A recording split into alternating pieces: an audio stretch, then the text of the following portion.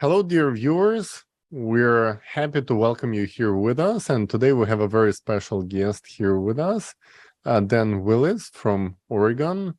And please, Dan, uh, it's a great pleasure to have you with us today. So is my co-host Ksenia, all the way from Amsterdam. And could you please introduce yourself and tell our viewers a little bit about yourself and how did you find yourself interested in crystals? Oh, it's great to be on your show. It's a interesting topic. I became involved with the interest of crystals back in the year 1977, when at the time, I had no idea of what sacred geometry or platonic solids or anything of that nature. And so in around the 1980s, IBM's head scientist, Dr. Marcel Vogel, he set up a full-on laboratory after leaving IBM. He was a prolific inventor. He invented the magnetic coating on hard drives, the red and blue phosphors for color TVs, liquid crystals like we're seeing on your display. He had like 110 or so patents. He had an experience in having to do a creativity course for engineers at IBM. And so he had the engineers go through an experiment of plant communication that he read in this book about this polygraph expert from the CIA that was able to cause plants to react to thought. And he thought it was just garbage, but then he said, I'm not going to have the 30 engineers. I'm going to teach them how to do this. So they set up the split leaf philodendron and the script chart recorder, and he went to burn the leaf, and the script chart recorder responded. And then the moment the thought formed in his mind to burn the leaf, it squiggled. He was able to do this from 14 miles away. Then he went all the way to Prague, Czechoslovakia, and was able to tune into the plant psychically, showing the square root of distance doesn't apply. It's instantaneous. And so this turned him into from a regular orthodox scientist to get into these unusual sciences. And then he found that, making a very long story short, but he found that a crystal could be cut, and he had a dream and a vision to cut it in a dipyramidal form, such as this. This is a four-sided, in order to cohere the energies of mind. Because at IBM, he had a colleague that had a back problem, and he pulsed his breath with a crystal working on him, and it healed him. And so he started cutting these crystals. I went and got the first batch I drove all the way to the mines in Arkansas, and got him the first big batch, and he had about 24 medical doctors that he was teaching how to use a specific technique. He was studying pranayama yoga, and it's with the breath using the crystal. Amazing things were happening. When I first, I drove up to see him from San Diego to San Jose, and in the middle of a storm, and I knocked on the door and invited me in. There was a doctor sitting on a couch, and turned off the lights for about half an hour for playing classical music. And then a woman knocked on the door. She heard about what he was doing with medical, and her daughter that she brought with her had this tumor that was sticking out about a ½ inch on the ankle. And as I sat on the couch and watched for the doctor, he used the crystal using a specific technique that he used, and it dematerialized right before our eyes. And so that left a lasting impression on me. He cut a crystal as a gift for me. And he taught me how to use it. And the very first time I used it, I was getting on the plane back to San Diego, and there was a football player who just had surgery on his knee, sitting in the seat next to me. He was holding his knee in pain. And I said, look, I'm not a doctor. I'm kind of an experimental scientist. And if you'd like, we could try some unusual techniques. And I worked on his leg with him, and I facilitated him healing himself with the use of the crystal. And he got off the plane and he pointed to me from his parents. He said, "That guy, he fixed my leg," So that was my first experience, with the crystal, and I used it many times after that.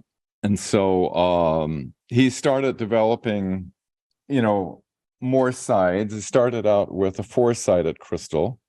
These crystals are cut so that one angle is at a 52-degree angle, which is the same angle as the Great Pyramid in Egypt. It acts as a transponder in the matrix, you could say. And the other end is a 60-degree angle, which connects to the matrix, which is a hexagonal tetrahedral. If we understand that all of reality is holographic and it has a tetrahedral fractal geometry to it, it resonates with this matrix that we're in. He started cutting them with more sides. Like this is an 8-sided, and this is a 16-sided. But as I researched over the years, this was back in the 80s, and I did some really interesting research work with him. When he had a camera that was patent in Paris, France. It was called the Delaware camera, and thousands of photos were made with it. It was a holographic camera that could take a drop of blood or witness from somebody, and it was tall. It stood about 5.5 feet tall, and it would have these sound oscillators, and it would project a hologram in space that would be captured on film. And sometimes they're called radionic instruments. This one was unique in that it had the ability to tune backwards and forwards into time. Like we took a photo of a woman that was pregnant, and you could see the fetus, and you can move forward in time and backwards in time. So within the holographic field, there's the element of time that's tunable. And this is how, if you've ever heard of med beds on the, with some of the secret space program operations. What the other hat I wear besides talking on crystals is, in 2001, I was one of the top secret military witnesses that was disclosing the extraterrestrial presence and its advanced technology that's been suppressed for many years at the National Press Club in Washington, D.C. Now we find that there is, a secret space program that's been going on since the 1980s. And I've been on a show with a friend of mine, a French lady named Elena Danan. And she invited me to talk about the disclosure and the history of why the governments are holding this information secret and everything. And so she says, well, I understand you worked with crystals and Dr. Marcel Vogel. And I was, kind of took me a surprise. And so we started talking about that, and her, I know this sounds pretty far-fetched, but she's an emissary for the Galactic Federation of Worlds. She was rescued when she was like 9 years old from an abduction event by the Nordic beings, and they had to repurpose an implant, which is a quantum secure military communication device, and has been conveying a lot of information that's been scientifically verifiable. And she said that Thorhan Eredion, that's her main contact, his younger brother is going to a university in the Pleiades, and he's studying terraforming of planets, and that he has advanced knowledge on crystals. And so I said, well, can I put some questions to him? And so April of this year, I put a long list of questions to him. And surprisingly, he came back with some very fascinating answers that substantiate a lot of what Dr. Marcel Vogel found out in the laboratory, measuring it. And so we've been doing this ongoing exchange of information, and it's still current to present day. We're still elaborating more on the science of crystals, and it's quite fascinating what he has revealed. Wow, thank you so much. It's very interesting, your life path and all the interesting situation when you meet interesting people. And to clarify to our viewers, because what you're saying is really fascinating about the crystals and the effect on people, maybe we start with what actually crystals are, and in your opinion, and how they are currently used in the society. Well, the quartz, according to Dorhan's brother, his name's Jenhan Redyon, and it matches. I did a show with Elena. We're matching everything that Dr. Marcel Vogel established in his laboratory and everything that Jenhan has said, and it's just expanded upon it greatly. A quartz crystal is the purest material in the universe. It acts as an interdimensional bridge, as does water. Both of these are built on a core fractal formula, as is love. Love is a more complex holographic formula that all are based on. Therefore, they interface naturally together. The mechanism of how our minds interface with the crystal is that every thought that we think has a geometric nature to it, and that the crystal has a fundamental matrix that it's a tetrahedral hexagonal matrix that is in alignment with the fundamental matrix that we are in. And so what it does is it couples multiple dimensions. And so it can be used in healing. In other words, when you have an impact, an injury or some sort, you have a distortion of your energetic field. And you have multiple frequency densities that make up your physical body. And so what the crystal does is acts as an interdimensional bridge between these with intention and thought using breath. Breath is one thing that was interesting is that when Marcel was working with the plants, he found that when he pulsed his breath, through his nose, like you're blowing your nose like that, he got a much greater response. And it's interesting that that Jenhan, the Palladian being, said that that is the correct way to do it because it pierces the holographic matrix. It has much more of an impact with a precise. It's like a surgical breath. That when you work with a crystal, you use your breath in that manner with your intention, and it has a much greater effect. And Marcel was able to measure this on the script chart recorder when he was working with his breath. We are very pleased to hear from you what actually the crystals are. And our next question would be, what is the principal actions of the crystal? Like, how do they work, and what is the essence of their work? How do they work? They work through resonance. If you remember the Japanese researcher, Dr. Masaru Emoto, one thing that Jenhan said that dissonance cannot attune to an order, a geometrical order. You cannot. Let me get the exact quote here because it's a very profound. He says dissonance cannot attune with an ordered state of geometrical resonance.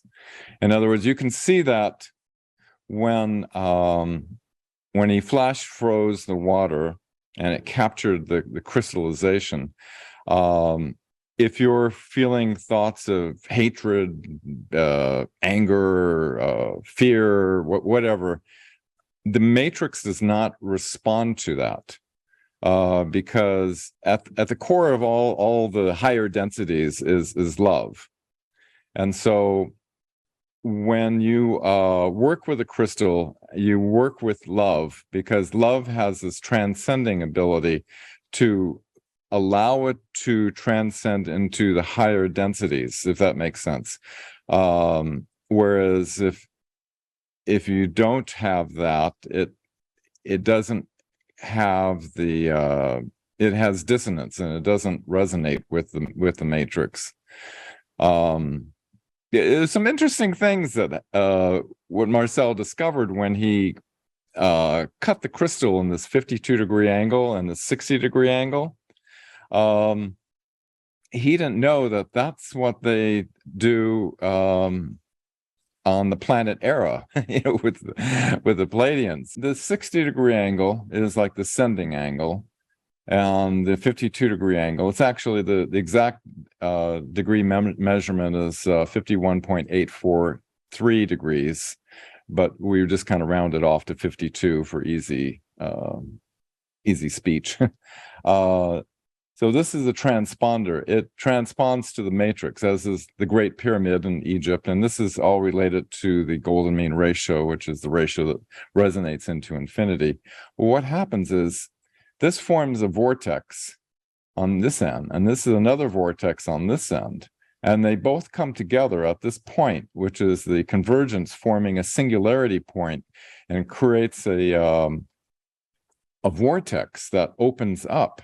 And this vortex can be stimulated to be opened through the activation of the piezoelectric aspect of the crystal. In other words, when you put physical pressure on the crystal, it will create a voltage on the crystal. Or conversely, if you put a voltage on the crystal will oscillate. They use that in radio transmitters, frequency sources, computers. We use quartz crystals for transducers, where you can pick up transfers mechanical into electrical and so forth. It's called the piezoelectric effect. It's like two triads of a six-pointed star, where the charge centers of positive and negative are completely balanced and neutralized, you could say. But when a little bit of physical pressure, you have these trillions of hexagonal triads that create this voltage. And he's given me specific frequencies. We've been working with a here I can show you, working with a device that I have silver electrodes hooked onto the specially cut crystal that is hooked up to a generator that's pulsating at 20 hertz per second.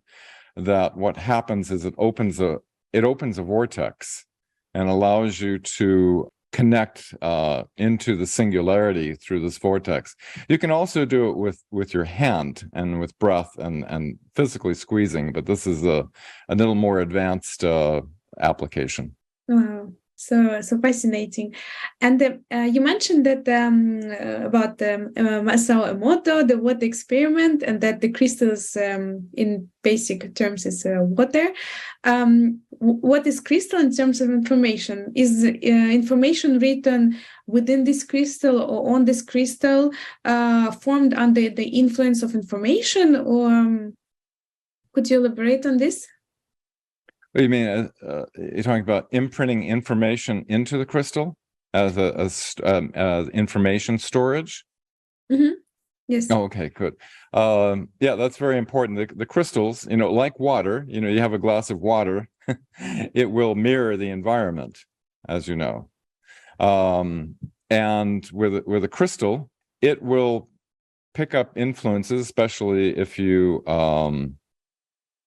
purposely imprint in it with using your breath. That's why when you're doing work with crystals, it's very important that you clear all the previous imprints out of the crystal first. Different methods of doing that. We're actually expanding that currently in an exchange, but the two methods are using a magnetic bulk eraser, which Marcel was able to quantify that using a spectrophotometer and showing that the information was erased once using that. It's similar to like a magnetic tape. The other method is to take the crystal and just hold it with your intention and to clear it, and like that to clear the crystal. Once it's cleared, you can then work with it. But if the crystal has information in it, it's going to color it. It's going to it needs to be cleared out first.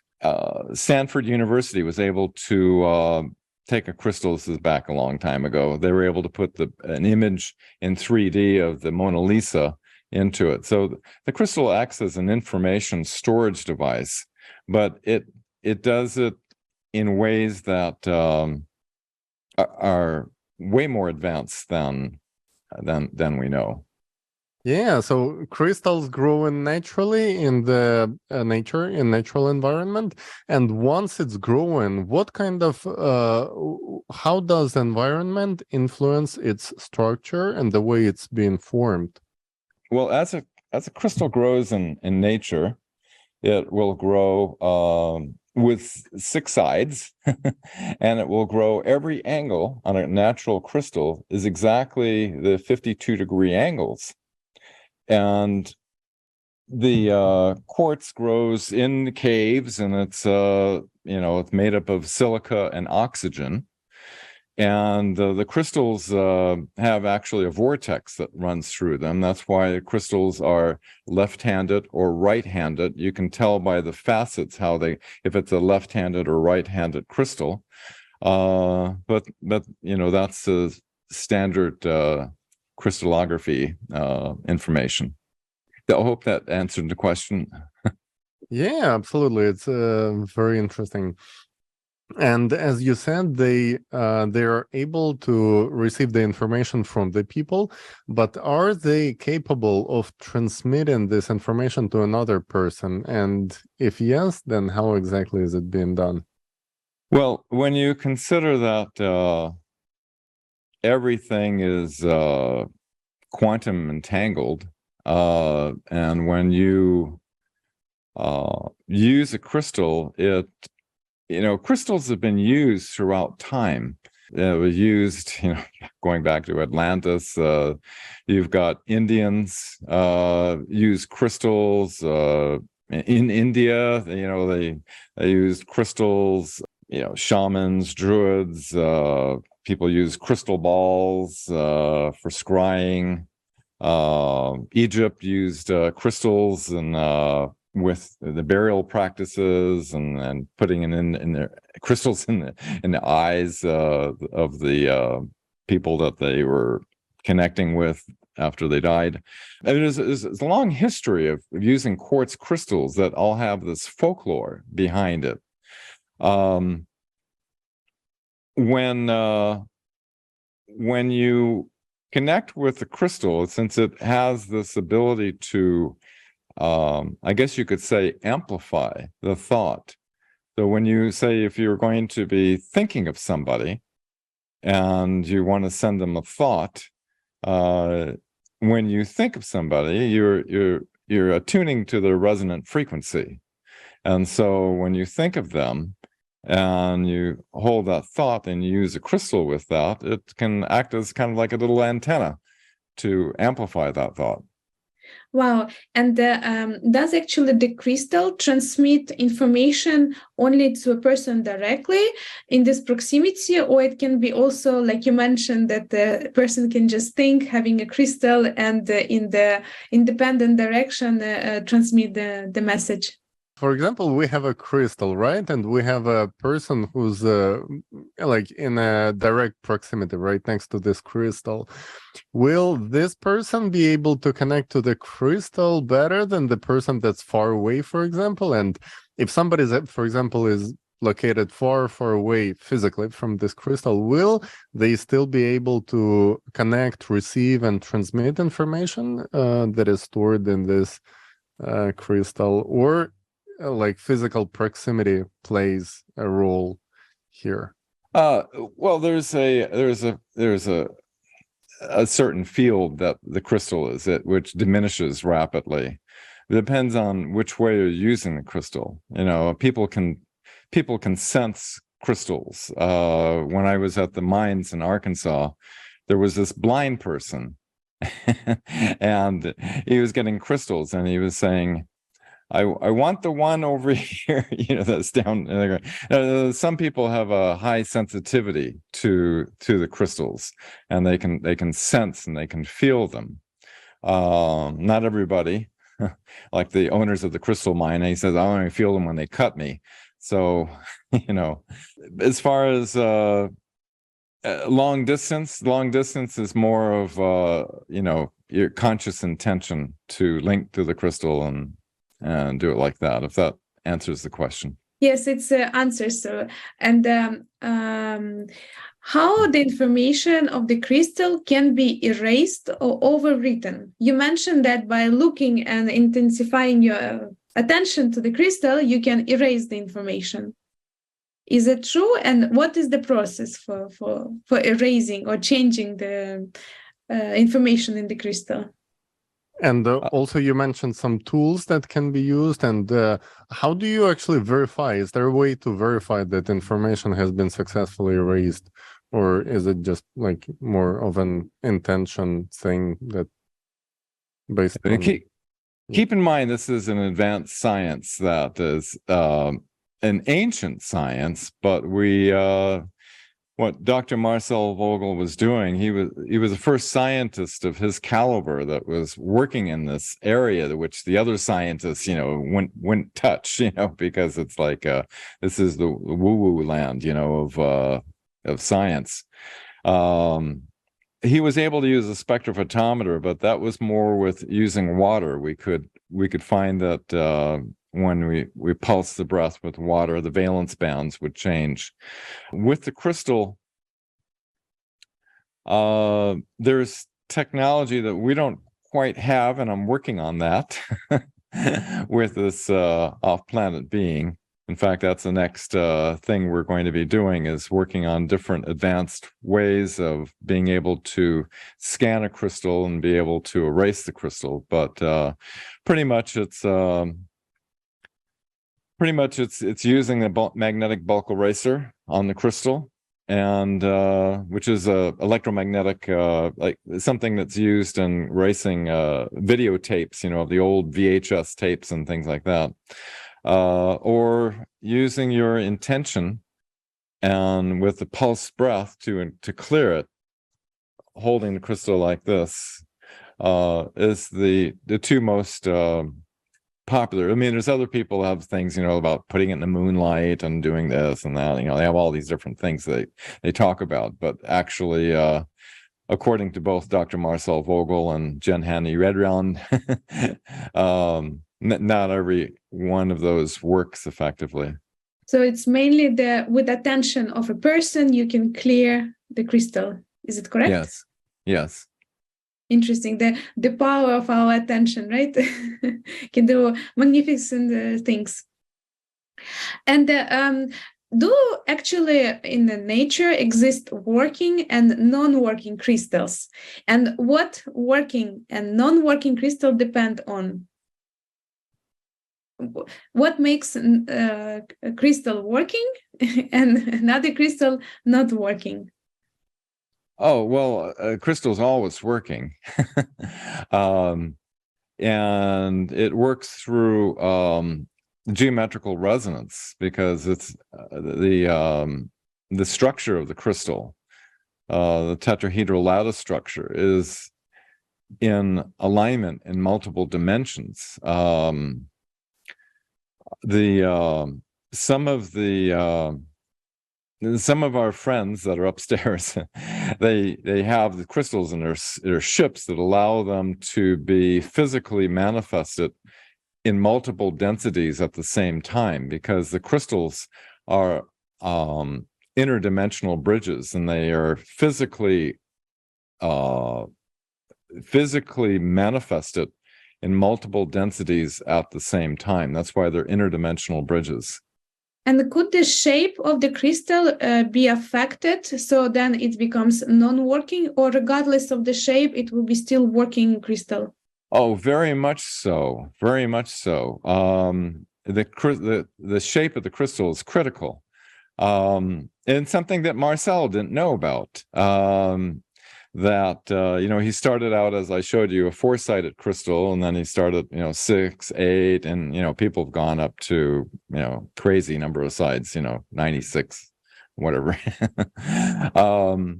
But it turns out, according to the Palladians, who are thousands of years more advanced than we are in understanding these technologies, is that the crystal needs to be cut in respect to the hexagonal core of the crystal. In other words, as the crystal grows, it's a hexagonal lattice structure, and the crystal needs to be cut so that the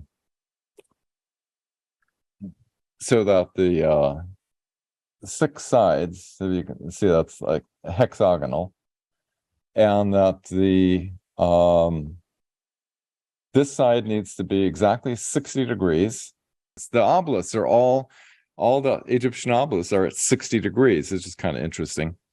The 52-degree angle, I'll go into that here just a little bit, because it's quite profound when you look into it and understand all the facets on a crystal are at 52 degrees. And again, the exact angle is 51.843 degrees, but we're just rounding it off to 52.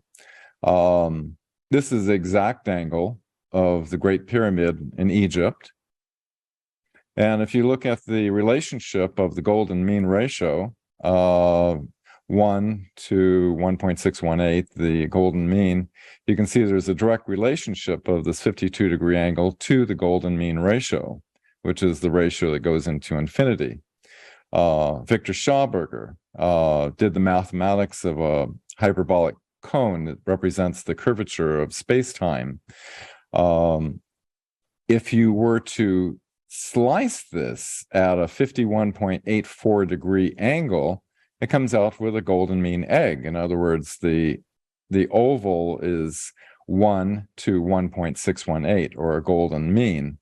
It's also in the Vesica Piscis of 1 connecting to the next. One side is 52 here, and the other side is 60.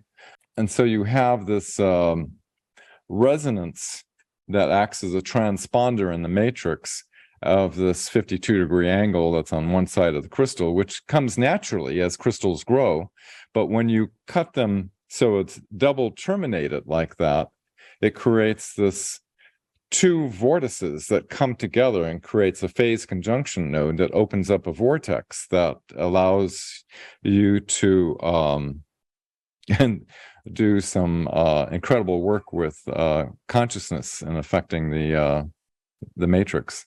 And you mentioned egg shape. How does egg shape connects with a crystal? If, for example, the crystal will be shaped as an egg, or what would that do for its structure? The ellipsoid is a for what we're doing with the work with the crystals, it's not effective because you're not respecting the hexagonal lattice structure. But the egg form has its own special attributes that it's interesting. The egg form, you have the foci within the egg, which is 1 to the golden mean ratio, and the outside of the egg is the square root of the golden mean. So all these mathematical ratios that relate. But I have not Elena has done some work with the crystal eggs, but I don't have any direct firsthand knowledge on that. Yeah. Why I asked? Because when you mentioned Schauberger, I instantly remembered his experiments with the vortexes in the rivers, when he noticed that egg-shaped rocks can be lifted up by these vortexes that are naturally occur in the streams, in the rivers, in the mountains. That's right. At first, it looked insane. Like, why would rocks float on top of the water? But then it absolutely makes sense because it's the vortex has so much power in it. Yeah, but here we come to another question. We have so many different materials when it comes to crystals, and some of them, there are quartz crystals, and there are diamonds, and there are so much variety over there. What is the difference between different materials of the crystals? Well, there's different varieties of quartz. You have amethyst, which is like a purple quartz. You have a citrine. You have all the different gemstones, emeralds, rubies, diamonds, and everything. They all have their specific geometries, and they all have their own unique attributes. The difference is that the clear quartz is universally resonant, whereas gemstones that have like a coloration or everything, they have like a certain flavor of vibration that is good for different things. All stones have their qualities that affect the user that is wearing those stones or whatever, but the clear quartz is most universal, just like water. If you when they dug down into Antarctica, into these deep core samples, they found that every single one of the 7 major classes of crystallography can be formed in water. In other words, water is universally resonant. It will resonate with anything. And quartz is kind of like the solid representation of that, whereas the quartz crystal will resonate with everything. So we know that the crystals were placed in the buildings for worship, some religious places, and then they were taken away. For what purpose they were placed in those religious buildings? Is it to the energies, the people, prayer, worship, whatever they're doing, whatever kind of frequencies and energies that are in that building are going to be imprinted within the crystal, and that especially if there's a lot of emotion, behind these, and if they take it out, and they can they can play it back, they can play back the energy that was in that place. It's like if you take a glass of water, the water will pick up the energies of that building as well.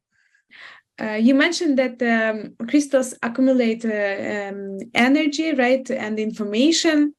How was this information actually extracted? And where people, because you mentioned that there were in various civilizations, people were using crystals for their own purposes. In your opinion, were they putting the information and then later on retrieving it whenever they needed it? Purpose of the crystals? Oh, you mean like how to store it and play it back type of thing? Yeah, I haven't heard very many people doing that. Mostly they use it for, healing or projecting or different things like that. But yeah, I don't, I mean, it's possible. And after the healing, for example, when you heal a person, will the crystal then observe this, this sickness? Yes, it does absorb. And when it's a very specific technique that Marcel used when you go into the energy field and you work with the person and you work with breath and you have the person ask within to be shown exactly, like say if they have some horrible pain, something that's really bothering them. It asks for them to go right into the core source of where that pain is. And then you work with them and you breathe, and then you go in with the crystal, and it pulls that energy out, and then you replace it with love. Love is kind of like the universal restructuring of the body, and the crystal will hold that energy, and that's why it's very important to clear the crystal, or else it's going to carry that on to the next person. So in this sense, you can transmit the sickness from one person to another if you want to do it on purpose, let's say. Yeah, that would be in a not a good way. Yeah. Yes. And if the crystal is done artificially, like we have now the technologies of diamonds that are made in laboratories, so not necessarily can it be as well being done in a lab crystal rather than being natural? Would it have the same function if you comply with all the specific measurements, or the shape, structure, right? The 60 and the 52 degrees, as you mentioned. Would it have the same performance or functionalities? No, the lab-grown crystals are not as effective as a natural grown crystal that's cut. And it's important that if you're doing it with the advanced knowledge that Jen Hansen shared, that the vortex area where the crystal is clear. There's no obstructions in it for the two vortices that form together. We did an experiment. Elena and I, she has about 110,000 subscribers, and so we did on YouTube. So we had everybody have their crystal.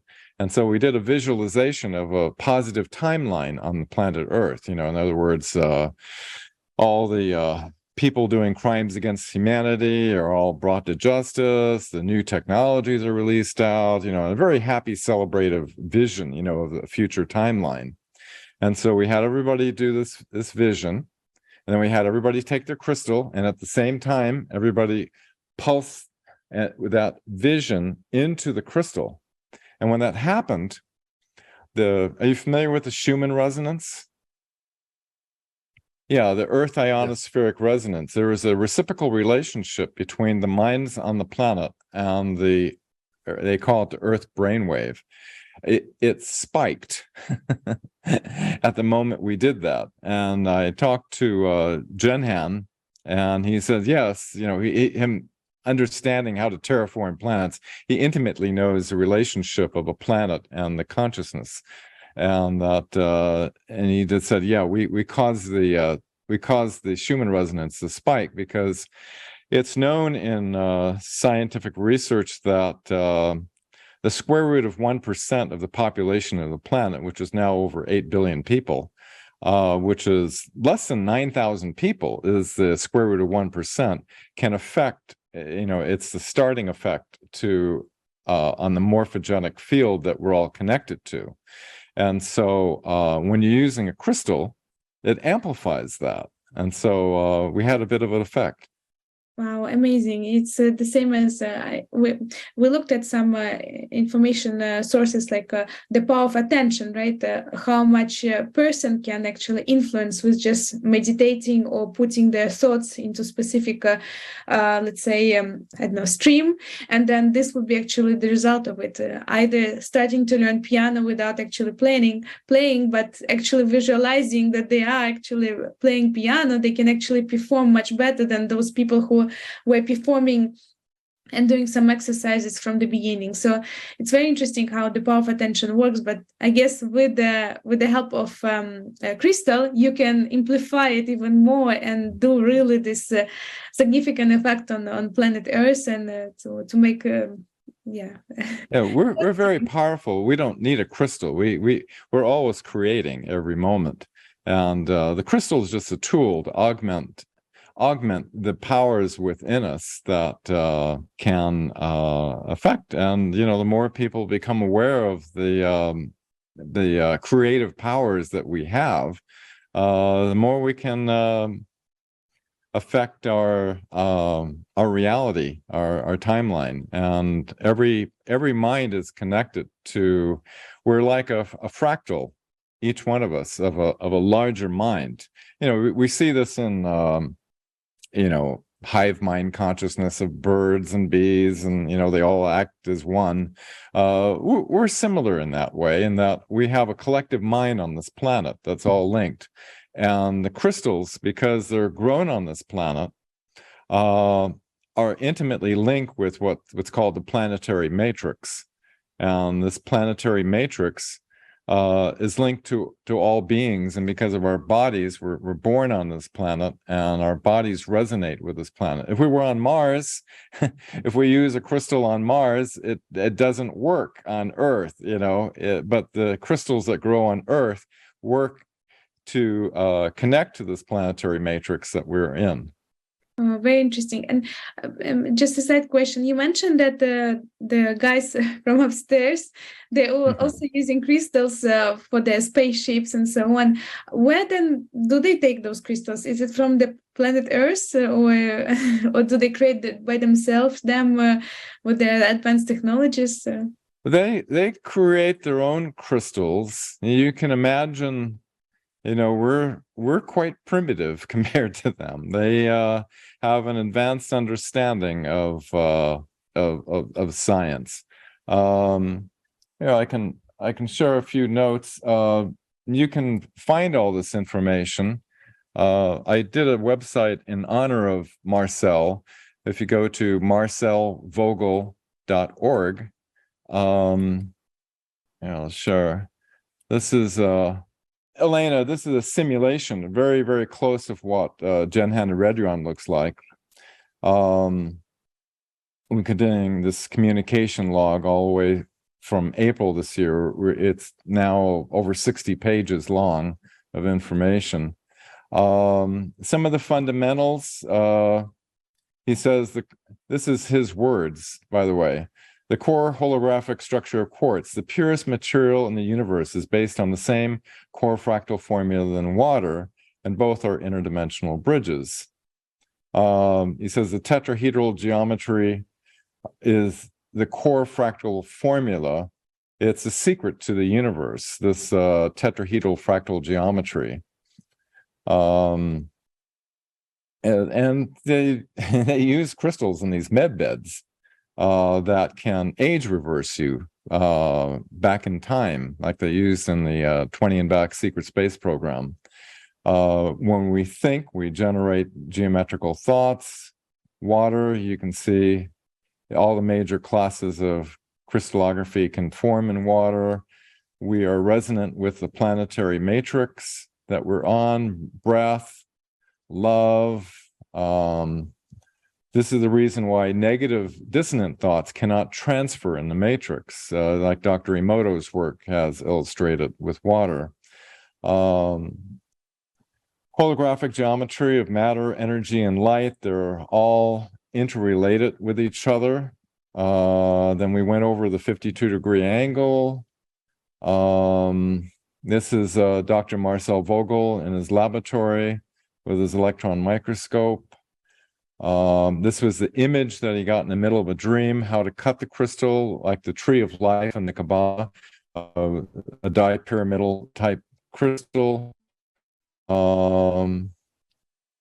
like a Merkaba, two counter-rotational vortices. It creates this point that connects. And you use gamma brainwaves when you're working with this stuff. You get into the state of gamma brainwaves in order to be effective in this. This is a spike on the Schumann resonance I spoke of earlier. Synchronized breath. And this is how he recommended to cut the crystal with the hexagonal core that the crystal is. We use silver electrodes. It's the highest conductivity. This is a device I showed you. This is Elena's. And this is how we have it hooked up with the generator. and so forth. And he's also, this is how it connects into the matrix at the 60-degree angle. Go down here. Anyway, yeah, he has an actual exercise on how to regenerate your DNA. That they use this breath technique. Thank you so much for all your answers and all this fascinating information. And I think it would be very useful for all the people also to know about this, that everything is interconnected, right? Not only the crystal, but also the power of thoughts and the pyramids that are appearing in our earth and everything that's, everything is interconnected, and we should really spend time on learning, investigating, connecting the dots, and making the bigger picture out of this. So focusing more on looking outside of the box and seeing the greater picture, and really focusing on how we can actually use this information, this knowledge for all humanity, and dedicate our time and attention on those important matters, rather than what people actually focusing on right now. So that's I think the outcome, in my own opinion. Oh, my pleasure joining both of you. Yeah, it's a topic I don't talk on very much. I'm mostly doing research, so I don't have a really organized presentation, so to speak, because it's kind of all over the place. But hopefully we hit some points that resonated. And if you go to Marcel Vogel, we're working with a cutter that's cutting the crystals to the specifications that our Palladian friend has recommended, and trying to get them so that they're affordable for people. I don't have any financial interest in this whatsoever, but wanted to refer people to that. Because Vogel crystals can be expensive, because you have to cut them exactly according to the C-axis, and they have to be aligned, and the angles have to be right. So they're very special. Okay, well, thank you so much. And maybe any wishes to the viewers of Alatra TV channel, and anything you would like to wish to the people? Oh, just check out the notes at marcelvogel.org, and it has links to all this information, and and there's a communication log between Jen Handy Redrian and Elena and myself, and it goes into very specific information on the crystal that you might find interesting. And so, it's a science that's in its infancy right now. And as we move into the future, we will understand more about who we are and the matrix that we are in, and consciousness, and how that all interrelates, and what's the relationship of crystals to that, and the sciences that, and how crystals can be used for everything from power generation to my God, they have a lot of applications that they use crystals for. Healing, I guess that's the most important, right? Because right now a lot of money is going invested in medicine, rather than if we can heal people without necessarily putting into them chemicals. That would be a great advance, curing all this cancer and any disease that requires foundations and donations of millions of people. If this can be done, I mean, it's already would be achievement to save people life. Yes. So yes, hopefully there will be more and more and more work done to improve people's life, and to make sure that people live happily on Earth, right? And using the power of love, and yes, from crystals that love is the greatest force that we have, and that we need to use it more often. Yeah, what's reassuring is that a couple of things Jen Han said that is kind of reassuring, and that is we were talking about the holographic medical technologies of how they can restore people, and it says that the universe always tends toward perfection. In other words, if you have a pattern that's more in alignment, the the universe has a tendency to morph in that direction of more toward perfection, and that there's many levels of densities of beings that exist in this universe, and the higher that you go in the frequency, the higher in density that you go, the more they're connected to love. And so that's kind of a reassuring thought, and that the lower densities cannot go into the higher densities because they don't have, because as Jen Han says, that dissonance cannot attune to an ordered state of geometrical resonance, just like the Dr. Emoto's. Yeah, love is key. Love is at the core of the entire universe, and that quartz crystals, water, and love, they all interrelate with each other because they're based on the same core fractal formula of the universe. Wow, Got it. thank you. Yes. Thank you so much for being with us today. It's been super interesting to have this conversation, and we definitely found out a lot of things. And we are looking forward to this interview.